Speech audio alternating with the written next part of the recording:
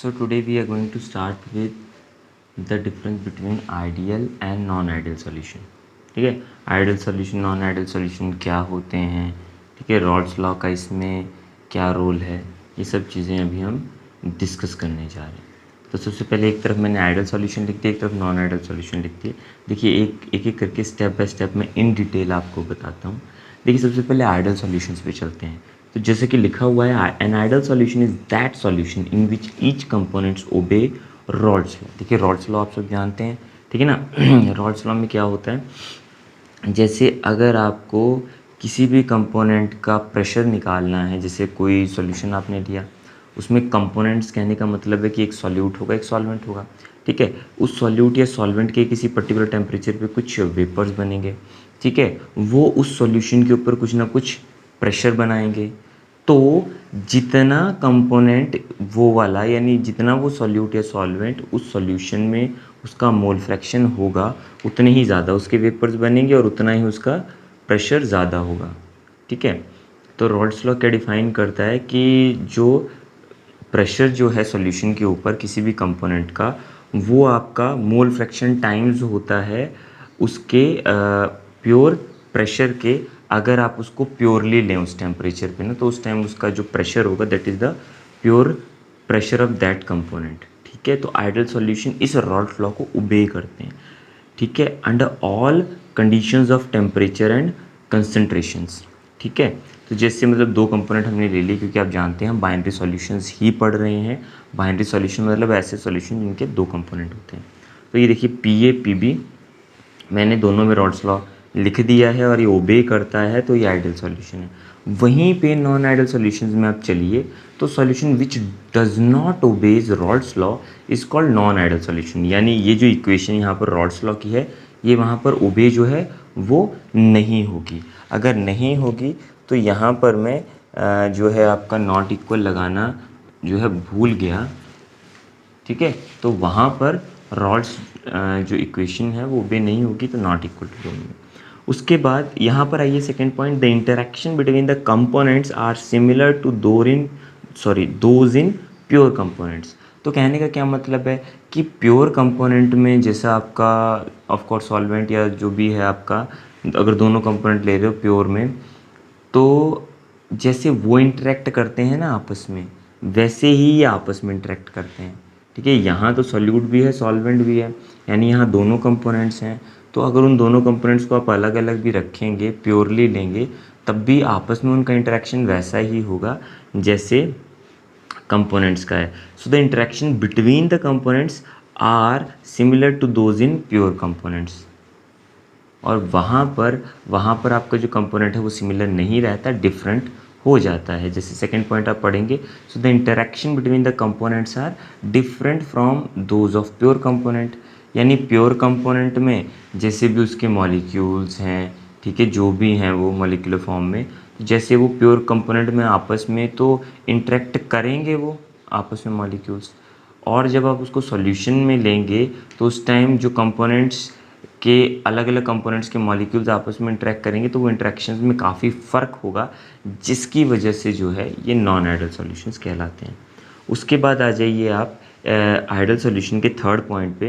अब देखिए यहाँ पर क्या है कि there is no volume change and enthalpy change in mixing the component. अब देखिए पहले तो आप जो दोनों कंपोनेंट्स का सॉल्यूशन बनाने जा रहे हैं, तो उनको आपने लिया, जब आप उनको मिक्स करते हैं तो उसमें वॉल्यूम में चेंज नहीं आता, ठीक है। वॉल्यूम में वहाँ पर चेंज नहीं आएगा और ना ही इंथैल्पी में चेंज आएगा, यानी ना ही कोई हीट अब्जॉर्ब होगी ना ही कोई एमिट होगी। कहने का मतलब ये है इंथैल्पी में कोई चेंज नहीं आएगा। वॉल्यूम में मतलब आपने पहले देख लिया कि हाँ जी इतना सॉल्वेंट मैंने लिया, उसकी आपने वॉल्यूम देख ली, ठीक है, ऊपर से आपने उसमें सॉल्यूट डाला, घोल दिया, और उसकी वॉल्यूम में चेंज नहीं आया, ठीक है। सो दैट मीन्स इस तरह के जो सॉल्यूशंस होते हैं ना आपके, वो आइडियल सॉल्यूशन होते हैं। वहीं पे दूसरी तरफ जो नॉन आइडियल सॉल्यूशन होंगे, वहाँ पर वॉल्यूम में चेंज आएगा, delta V not equal to zero, ठीक है। यानी कुछ ना कुछ चेंज आ गया वॉल्यूम में, यानी वॉल्यूम आपका जब सॉल्यूट सॉल्वेंट में आपने डाला तो वहाँ पर वॉल्यूम जो है वो चेंज हो गई। Delta H not equal to zero, यानी यहाँ पर या तो एंडोथर्मिक होंगे या ये एक्सोथर्मिक होंगे। अब फटाफट से ग्राफ से देख लेते हैं, क्योंकि ग्राफ आपको एक्सप्लेन करेगा। देखिए रॉल्ट लॉ, एक्चुअली यहाँ पर हम क्या कह रहे हैं, हम कह रहे हैं कि रॉल्ट्स लॉ को ओबे करता है। तो रॉल्ट्स लॉ में एक तरह का लीनियर, ये जो है ग्राफ जो है लीनियर बनता है, ठीक है। जैसे यहाँ पर आप देखिए क्या चीज़ है कि एक तरफ तो वेपर प्रेशर लिया हुआ है आपने, दूसरी तरफ आपने मोल फ्रैक्शन लिया हुआ है। ये P A not P B not तो कांस्टेंट की तरह काम कर रहे हैं, ठीक है। ये दोनों कांस्टेंट्स हैं, तो आप ये बोल सकते हो कि पी ए जो है वो directly proportional to X A है, या P B directly proportional to X B है। और डायरेक्टली प्रोपोर्शनल का ग्राफ कैसा बनता है, लीनियर बनता है। तो ये देखिए लीनियर ग्राफ बन गया है, ठीक है। जहाँ पर मोल फ्रैक्शन मैंने लिया है एक्स एक्सिस पे और वाई एक्सिस पे वेपर प्रेशर हम लेकर चल रहे हैं। तो ये जो लाइन है वो P is equal to P A plus P B को शो कर रहा है, जो कि आप लोग जानते हैं, जिसको हम डाल्टन्स थ्योरी बोलते हैं। It is a Dalton's theory of partial pressure. तो यहाँ पर एक्स ए वन है, यानी यहाँ पर प्योर स्टेट में सिर्फ आपका ए ही कंपोनेंट है, तो इसलिए वहाँ पर पी ए नॉट लिखा हुआ है। और दूसरे तरफ दूसरे एंड पे प्योरली बी ही कंपोनेंट है, ठीक है, तो वहाँ पर पी बी नॉट लिखा हुआ है। तो ये ग्राफ लीनियर इसीलिए है क्योंकि रॉल्ट्स लॉ को ओबे करता है। अब दूसरी तरफ वहाँ पर नॉन आइडियल सॉल्यूशन के लिए अगर हम ग्राफ देखें, तो अगेन एक्स और वाई एक्सिस पे सेम चीज़ें आपने ली हैं। तो अब आप देखिए कि सॉलिड लाइन देखनी है आपने, सॉलिड लाइन रिप्रेजेंट कर रहा है ग्राफ। तो सॉलिड लाइन देखिए नीचे से आ रही है, नीचे से। अब ये नीचे से भी आ सकती है, ऊपर से भी आ सकती है। वो भी मैं आपको बताऊंगा कि नॉन आइडियल सॉल्यूशन के अगेन 2 टाइप्स होते हैं, इसी के बाद बताऊंगा। तो अभी तो जस्ट मैंने एक ही ग्राफ में ये एक्सप्लेन करने के लिए बताया है कि ये पर्टिकुलर उस लाइन पे नहीं आ रहा है, यानी लीनियर रिलेशनशिप नहीं है। क्यों? क्योंकि it is not equal, Raoult law is not being obeyed, Raoult law obey नहीं हो रहा है, तो इसीलिए लीनियर ग्राफ ना बन के कर्व बन गए आपके। तो यहाँ पर आपने ये समझा, यहाँ ग्राफ से यही समझ में आ रहा है हमें कि वहाँ पे रॉल्ट्स लॉ ओबे नहीं हो रहा है। उसके बाद आ जाइए आप इसके 5th पॉइंट पे। So they do not form azeotrope. अब एजियोट्रोप होते क्या हैं, तो azeotropes are constant boiling mixtures. अब कांस्टेंट बॉइलिंग मिक्सचर का क्या मीनिंग है? ये कांस्टेंट बॉइलिंग मिक्सचर का मीनिंग है कि अगर सॉल्यूट सॉल्वेंट आपने डाल रखे हैं, ठीक है, तो वो दोनों के दोनों एक ही टेम्परेचर पे बॉयल होंगे, यानी एक ही टेम्परेचर पे उनके वेपर्स बन जाएंगे, ठीक है। ऐसा नहीं होगा कि जैसे अब मान लीजिए, जैसे कई बार होता है ना आपका, जैसे आपने अल्कोहल और वाटर डाल रखा है, या फिर और भी कोई एग्जांपल, आपने एक ऐसा सॉल्यूशन बना रखा है जिसमें एक कंपोनेंट अलग टेम्परेचर पे बॉयल हो रहा है और दूसरा कंपोनेंट अलग टेम्परेचर पे बॉयल हो रहा है, ठीक है, कुछ भी ऐसा सॉल्यूशन मान लीजिए। तो उसकी वजह से क्या होगा, उनको सेपरेट करना ईजी रहता है ना, उनको सेपरेट करना ईजी रहता है, क्योंकि उनके वेपर्स जो हैं वो अलग अलग टेम्परेचर पे बनेंगे, तो we can easily separate them, ठीक है। तो वो उनको बोलते हैं कि वो एजियोट्रोप नहीं बनाते। दूसरी तरफ नॉन आइडियल सॉल्यूशन वाले ये एजियोट्रोप बनाते हैं। एजियोट्रोप क्या होते हैं? कांस्टेंट बॉइलिंग मिक्सचर होते हैं, यानी पूरा का पूरा जब सॉल्यूट सॉल्वेंट डाल दिया, तो जब वो मिक्सचर बन चुका है, यानी एक तरह का सॉल्यूशन बन चुका है, तो वो पूरा का पूरा एक ही टेम्परेचर पे बॉयल होगा, यानी एक ही टेम्परेचर पे दोनों के वेपर्स बनेंगे, तो उसको आप कहते हैं एजियोट्रोप, ठीक है। सो यही है आपका आइडियल और नॉन आइडियल सॉल्यूशन के बीच का difference. So now comes the next topic. अब इस टॉपिक में क्या करना है, हमें नॉन आइडियल सॉल्यूशन के टाइप पढ़ने। तो 2 तरह के टाइप होते हैं, एक तो वो सॉल्यूशन जो पॉजिटिव डेविएशन शो करते हैं, और दूसरे वो सॉल्यूशन जो नेगेटिव डेविएशन शो करते हैं। जैसे कि नॉन आइडियल सॉल्यूशन में मैंने आपको क्या बताया था कि जिसमें रॉल्ट्स लॉ ओबे नहीं होता, यानी जो इक्वालिटी है जो आइडियल सॉल्यूशन में हम लगाते हैं बीच में, वो नहीं लगती। अगर इक्वालिटी नहीं लगती है तो नॉन इक्वालिटी में 2 ही चीज़ें आ सकती हैं, कह सकते हैं ना, 2 चीज़ें या तो बराबर हैं, या एक चीज़ दूसरे से ज़्यादा है, या दूसरी चीज़ पहले वाली चीज़ से कम है। तो वही चीज़ यहाँ पर आपकी हमने लगानी है, यानी यहाँ पे जो रॉल्ट्स लॉ है वो ओबे दोनों में नहीं होता। एक में ग्रेटर देन का साइन लगा देंगे और दूसरे में जो है आपका वो लेस देन का साइन लगा देंगे। अब यहाँ पे मैंने लेस देन नहीं लगाया हुआ है, तो मैं आपको लगा कर दिखा दूँगा, ठीक है। तो इसमें लेट मी शो यू। चलिए फर्स्ट पॉइंट से स्टार्ट करते हैं, फिर आपको मैं बता दूंगा। तो देखिए, अब ऐसे सॉल्यूशन जो पॉजिटिव डेविएशन शो करते हैं, यानी यहाँ पर the interaction between the components are less than in pure component. ठीक है, तो यहाँ इंटरेक्शन किस में, कंपोनेंट्स के बीच में। ठीक है, कंपोनेंट्स के बीच में, यानी कंपोनेंट मतलब एक सॉल्यूट है एक सॉल्वेंट, तो उनके बीच की इंटरेक्शन कैसी है, are less than in pure components. Pure component में हर एक कंपोनेंट की आपस में ही होगी।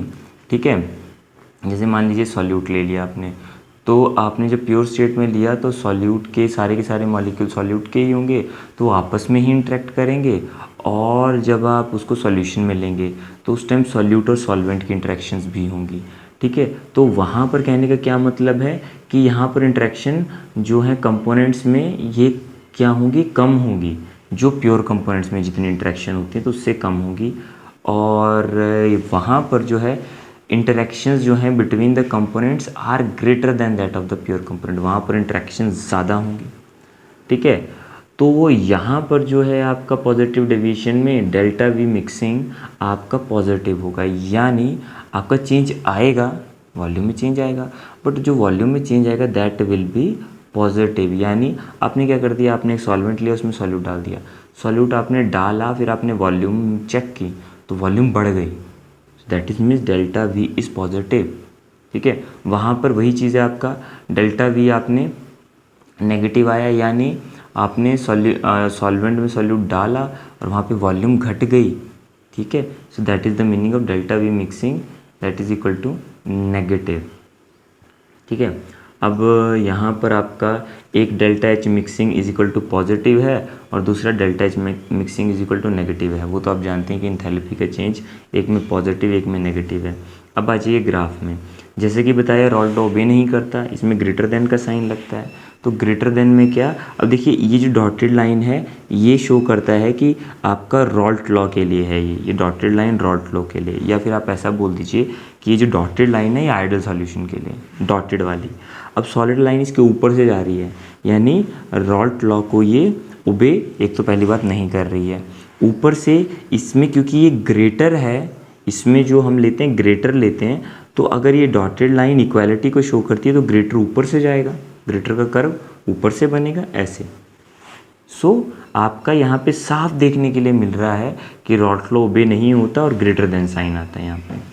ठीक है, वहीं पे दूसरी तरफ अगर आप इसको देखते हैं तो इसमें आपका ये देखिए, इसमें आपने लेस देन का साइन लगाना है, ध्यान रखिएगा, less than X A P A naught, और पी बी जो है that is less than X B P B naught. ये वो वहाँ पे मैंने लिखा नहीं हुआ है, आप वहाँ पर लिख सकते हैं। और साथ में जैसे मैंने यहाँ पर लिखा है ना ग्रेटर, यहाँ पर आप लेस भी लिख सकते हैं, ऐसे P A less than X A P A naught, और यहाँ पर आप P B less than X B P B naught, आप ये लिख सकते हैं। ठीक है, मैंने नहीं लिखा हुआ था, आप लिख लीजिएगा। ठीक है, तो साफ तौर पे वहाँ पर देखने के लिए मिल रहा है कि अगर डॉटेड लाइन आपका आइडियल सॉल्यूशन के लिए मतलब रॉल्ट्स लॉ ओबे हो रहा है वो डॉटेड लाइन, तो ये जो सॉलिड लाइन आ रही है नीचे से आ रही है, यानी यहाँ पर नॉन इक्वालिटी है, यानी इक्वालिटी नहीं है, यहाँ पर लेस देन है। ठीक है, जो कि आप जानते ही हैं एक्स एक्सिस पे मोल फ्रैक्शन लिया जाता है और वाई एक्सिस पे वेपर प्रेशर लिया जाता है, तो उस हिसाब से आपके ग्राफ बन गए, पहले भी मैंने एक्सप्लेन किए थे ग्राफ। अब आ जाते हैं आपके बॉइलिंग एजियोट्रोप पे। अब बॉइलिंग एजियोट्रोप तो मैंने आपको बताया है, एजियोट्रोप मतलब आपका जैसे कांस्टेंट एजियोट्रोप बनाना, मतलब कि कांस्टेंट बॉइलिंग मिक्सचर होते हैं, मतलब पूरा का पूरा आपका सॉल्यूशन एक ही टेम्परेचर पे बॉयल होगा। अब इस केस में मिनिमम बनते हैं, ध्यान रखिएगा, ये याद करना है आपने कि इसमें देखिए एक चीज़ अगर यहाँ पर ग्रेटर आता है तो इसमें इंटरेक्शन भी कम होती हैं, दूसरा इसमें बॉइलिंग एजियोट्रोप भी मिनिमम बनते हैं। तो इसके साथ लिंक करके आप देख सकते हैं, यहाँ तो है ग्रेटर का साइन बट यहाँ उल्टा होगा, यहाँ पे मिनिमम बनेंगे और साथ में इंटरेक्शन भी कम होंगी, ये याद रखना है ऐसे आपने।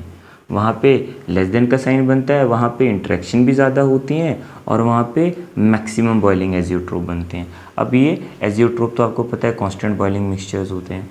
अब ये मिनिमम बॉइलिंग एजियोट्रोप का मतलब क्या है, जैसे मान लीजिए आपका एग्जाम्पल के तौर पे यहाँ पर एग्जाम्पल लेते हैं एसीटोन और बेंजीन का।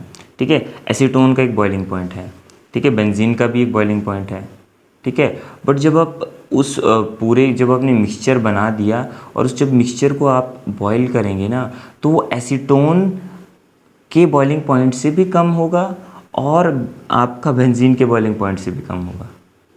मतलब अलग अलग से दोनों कंपोनेंट के अगर बॉइलिंग पॉइंट देखेंगे तो इनका मिक्सचर इन दोनों से कम बॉइलिंग पॉइंट पे बॉईल होगा। सो that is the meaning of minimum boiling azeotrope. और वहीं पे मैक्सिमम बॉइलिंग एज़ोट्रोप का इससे उल्टा, यानी वहाँ पर एग्जांपल मैंने लिया है नेगेटिव डेविएशन में, जो सॉल्यूशन नेगेटिव डेविएशन शो करते हैं उसमें मैंने एग्जांपल लिया एसीटोन का और एनेलिन का। थोड़े मिलते जुलते एग्जांपल लिए so that it is easy for you to remember. ठीक है, इसमें एसीटोन बेंजीन है, उसमें एसीटोन एनेलिन है।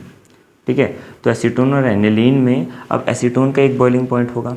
ठीक है, अलग से अगर प्योर स्टेट में आप देखें एनिलीन का अलग बॉइलिंग पॉइंट होगा, बट जब आप उन दोनों को मिक्स करके मिक्सचर बनाते हैं तो वहाँ का जो उसका जो बॉइलिंग पॉइंट होगा मिक्सचर का, जिसको आप सॉल्यूशन बोल रहे हैं, उसका बॉइलिंग पॉइंट आपका ज़्यादा होगा, दोनों से ज़्यादा, एसीटोन से भी ज़्यादा और एनिलीन से भी ज़्यादा।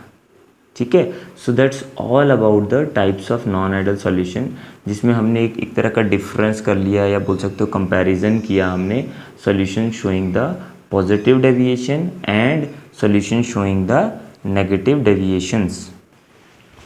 So now we'll be going to do the colligative property. अब देखिए colligative property होती क्या है, तो पहले मैं डिफाइन करता हूँ, फिर प्रॉपर्टीज़ को बता दूंगा कि इसमें कौन कौन सी प्रॉपर्टीज़ होती हैं और कौन सी हमने पढ़नी, फिर एक एक करके हम स्टार्ट करेंगे। देखिए colligative प्रॉपर्टीज़ क्या होती हैं, ये वो प्रॉपर्टी हैं, ठीक है, जो कि आपकी बेसिकली आइडल सॉल्यूशन के लिए होती हैं। अब अभी आप पढ़ के आए आइडल नॉन आइडल, तो आपको ज़्यादा दिक्कत नहीं होगी जानने में। ठीक है, तो आइडल सॉल्यूशन कौन से सॉल्यूशन होते हैं, आइडल जो रॉल्स लॉ को ओबे करते हैं।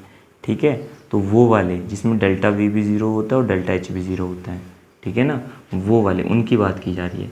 So those properties of ideal solution which depends only on the number of particles of the solute, that is molecules or ions dissolved in a definite amount of the solvent and does not depend on the nature of the solute are called colligative properties।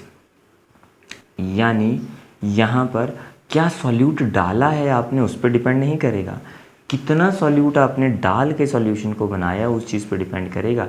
यानी कितने उसमें आपने कितने number of particles डाले हैं solute के, या कहा जाए कि मोल फ्रैक्शन कितनी है सॉल्यूट की, उस पर डिपेंड करेगा, बजाय कि वो आपने जो सॉल्यूट सॉल्वेंट में मिलाया है वो कितना मिलाया है। ठीक है, तो यानी अगर नंबर ऑफ पार्टिकल्स पे डिपेंड करेगा तो यानी एक तरह से कितने अमाउंट में आपने डाला है उस पर डिपेंड करेगा। ठीक है, तो एक बार दोबारा से I just read it for you. Those property of ideal solution which depend only on the number of particles of the solute, that can be number of particle, मतलब जो सॉल्यूट है आपका वो मॉलिक्यूलर भी हो सकता है या वो आयन फॉर्म में भी हो सकता है। ठीक है, dissolve in a definite amount of the solvent and does not depend on the nature of the solute, solute के नेचर पे नहीं डिपेंड करते, are called the colligative property, उनको आप कॉलिगेटिव प्रॉपर्टी बोलते हैं। अब देखिए important colligative properties are basically 4 तरह की कॉलिगेटिव प्रॉपर्टीज़ हैं जो आपने पढ़नी है, और ये एग्जामिनेशन पॉइंट ऑफ व्यू से बहुत बहुत ज़्यादा इंपॉर्टेंट है। ठीक है, कॉलिगेटिव प्रॉपर्टी तो आएगी सॉल्यूशन चैप्टर में से, और कुछ आए ना आए, colligative property, Henry's law, rods law, बस ये आएंगे आपके। ठीक है, तो चांसेस यही हैं मेन आने के, और कॉलिगेटिव प्रॉपर्टी के तो काफ़ी ज़्यादा चांसेस हैं। ठीक है, तो आ जाइए देखिए ज़रा पहला point, relative lowering of vapour pressure. ठीक है, ये आपकी कॉलिगेटिव प्रॉपर्टी होती है, relative lowering of vapour pressure. इसको मैं आपको डिटेल में बताऊंगा क्योंकि ये बताते ही मैं आपका फर्स्ट टॉपिक स्टार्ट कर दूंगा। ठीक है, फिर second comes the osmotic pressure, third comes the elevation in boiling point, fourth comes the depression in freezing point. ठीक है, तो उसके बाद पहला जो है आपका that is relating lowering of vapour pressure, ये अभी हम स्टार्ट करते हैं। ठीक है, एक एक करके डिटेल में बताता हूँ। अभी तो जस्ट आपको 4 प्रॉपर्टीज़ बताइए, चारों कॉलिगेटिव प्रॉपर्टी हैं। ये 4 जो हैं आपकी कॉलिगेटिव प्रॉपर्टी हैं, एक एक करके हमने इन्हें जो है समझना है डिटेल में। So will be starting with the first one. So now comes the first colligative property जिसका नाम है relative lowering of vapour pressure. अब देखिए यहाँ पर आपको क्या करना है कि आपको ये समझना है कि वेपर प्रेशर में कमी आती है। कब कमी आती है? देखिए, जैसे कि एग्जांपल से आपको मैं समझाता हूँ। जैसे मान लीजिए आपने एक सॉल्यूट लिया, एक सॉल्वेंट लिया है, ठीक है। सॉल्यूट क्या है आपका? सुक्रोस है यानी चीनी, ठीक है, सिंपल बोल दीजिए चीनी है आपका। और आपने सॉल्वेंट क्या लिया? पानी लिया है। चीनी को आप पानी में डाल रहे हैं, डाल दिया आपने, ठीक है। कुछ अमाउंट ऑफ चीनी जो है आपने पानी में डाल दिया है, ठीक है। तो क्या हुआ, अगर सिर्फ आप पानी ही लेते हैं, यहाँ पर सिर्फ पानी है यानी सिर्फ सॉल्वेंट है, तो सॉल्वेंट जब आप प्योर सॉल्वेंट फॉर्म में आपने लिया हुआ है तो किसी पर्टिकुलर टेम्परेचर पे उसके वेपर्स बनेंगे। जैसे कि आपको पता ही है, जिसके वेपर्स बनेंगे that is the vapour pressure of the solvent in the pure state, कि वो सॉल्वेंट के वेपर्स होंगे प्योर स्टेट में, ठीक है। तो मान लेते हैं इसको पी नॉट मान लिया, ठीक है। वहीं पे जब आपने चीनी को डाला पानी में, ठीक है, शुगर सॉल्यूशन बना दिया आपने, तो वहाँ पर क्या होगा, वहाँ पर आपका वहाँ पर कम वेपर्स बनेंगे। वो कम वेपर क्यों बनते हैं? क्योंकि देखिए यहाँ पर क्या हो रहा है, यहाँ पर वेपर बन रहे हैं, यानी एक तरह का इवेपोरेशन हो रहा है।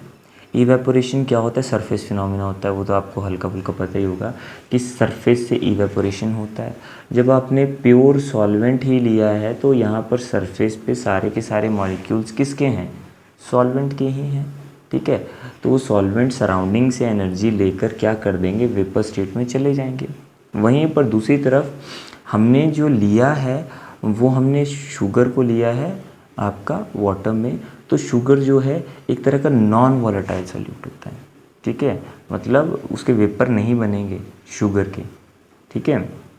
जब वो आपका सॉल्यूशन में घुला होगा, so it's a non volatile solute, तो जो सॉल्वेंट है उसी के वेपर्स बनेंगे यहाँ पे। बट क्योंकि शुगर जो है वो आपका घुला हुआ है इस पानी में, तो सरफेस पे सारे के सारे मॉलिक्यूल्स आपके सॉल्वेंट के यानी पानी के ही नहीं होंगे, कुछ शुगर के भी होंगे। जैसे यहाँ पर जो सर्कल है, सिंपल सर्कल, वो सॉल्वेंट के पार्टिकल्स को रिप्रेजेंट करता है, और जो शेडेड सर्कल है वो सॉल्यूट के पार्टिकल्स को रिप्रेजेंट करता है।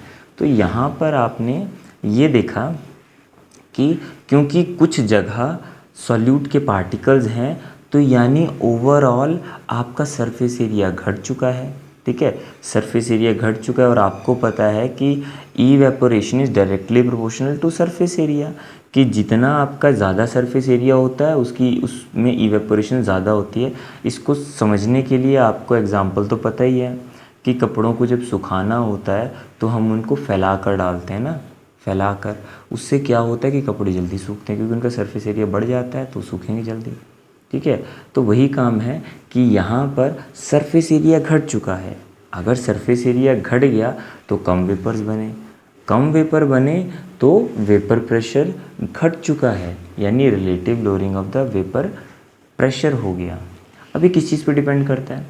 अब यहाँ पर समझने वाली बात है कि ये कॉलिगेटिव प्रॉपर्टी है। कॉलिगेटिव प्रॉपर्टी क्यों है? क्योंकि आपको अभी बताया है कि कॉलिगेटिव प्रॉपर्टीज़ वो प्रॉपर्टीज़ हैं जो कि आपके सॉल्यूट पे डिपेंड करती है ना, कि सॉल्यूट के नंबर ऑफ पार्टिकल्स कितने हैं। अब मान लीजिए मैंने यहाँ पे कम सॉल्यूट डाला तो वहाँ पे वेपर प्रेशर में कम डिक्रीज आया, बट अगर मान लीजिए मैंने ज़्यादा सॉल्यूट डाल दिया तो उस टाइम ज़्यादा से ज़्यादा सॉल्यूट जो है वो सरफेस के मॉलिक्यूल्स सरफेस को ऑक्यूपाई करेंगे, और वेपर प्रेशर ओवरऑल आपका क्या हो जाएगा? घट जाएगा। सो यहाँ पर आपका relative lowering of vapour pressure की बात हो रही थी, तो P naught minus P S upon P naught that is equal to N2 upon N1 plus N2। तो ये क्या चीज़ शो कर रहा है? ये चीज़ शो कर रहा है कि that is the relative lowering of the vapour pressure, कि वेपर प्रेशर में कुछ डिक्रीज़ आएगा with respect to pure solvent. तो वहाँ पर क्या होगा, वो किसके इक्वल है? आपका N2 अपन N1 प्लस N2, जो कि एक तरह का आपके मोल फ्रैक्शन को रिप्रेजेंट करता है, या आप बोल सकते हैं number of moles of the solute के डायरेक्टली प्रोपोर्शनल है, या फिर ये भी बोल सकते हैं it is directly proportional to the mole fraction of the solute, ठीक है। अब यहाँ पर पी नॉट क्या है? देखिए P not is the vapour pressure of pure solvent, की प्योर स्टेट में उसका जो वेपर प्रेशर बनेगा आपके सॉल्वेंट का वो है पी नॉट। पी एस क्या है? It is the vapour pressure of the solution, यानी सॉल्यूशन की स्टेट में होगा उस टाइम पी एस नाम दिया है। उसके बाद आते हैं N2 पे। N2 क्या है? These are the number of moles of solute, ये नंबर ऑफ मोल्स किसके हैं, सॉल्यूट के हैं, ठीक है। उसके बाद N1 क्या है, number of moles of the solvent. एक तो हो गया number of moles of the solute, दूसरा हो गया number of moles of solvent. ये तो आपको पहले भी तो बताया है कि जो 1 होता है वो हमेशा सॉल्वेंट के लिए हमने यूज़ करना है इस पूरे चैप्टर में, और 2 जो है वो सॉल्यूट के लिए यूज़ करना है। तो यहाँ पर आपको एक आइडिया हो गया what is your first colligative property.